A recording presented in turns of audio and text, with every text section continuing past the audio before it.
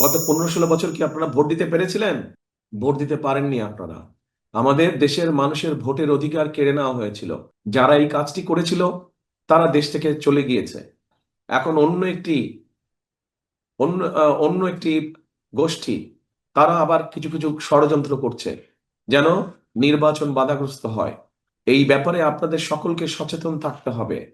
12 তারিখে ইনশাল্লাহ, 12 তারিখে এখানে যারা মুসলমান ভাই আছেন, আপনারা তাহাজ্জুদ পড়ে স্ব নির্বাচনী এলাকায় স্ব ভোট কেন্দ্রে গিয়ে ভোরে ফজরের জামাত ওখানে ভোট কেন্দ্রের সামনে আদায় করবেন।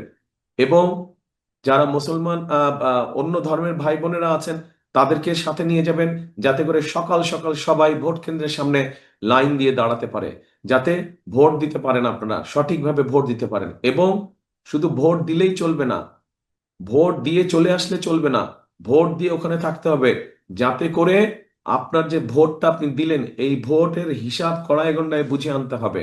এই দেশটা আমাদের, আমাদেরকে সবাইকে মিলে মুসলমান সহ অন্য হিন্দু ধর্ম বলেন, বৌদ্ধ ধর্ম বলেন, খ্রিস্টান ধর্ম বলেন, সকল ধর্মের মানুষকে একসাথে থেকে আমাদেরকে এই দেশটা গড়তে হবে। এই দেশটা আমাদের সকলে পরিশ্রম করে গড়ে তুলতে হবে, কারণ এই দেশই আমাদের প্রথম এবং এই দেশই আমাদের শেষ ঠিকানা। সেই জন্যই আমি একটা কথা বলি, করব কাজ, গড়ব দেশ। সবার আগে, সবার আগে বাংলাদেশ।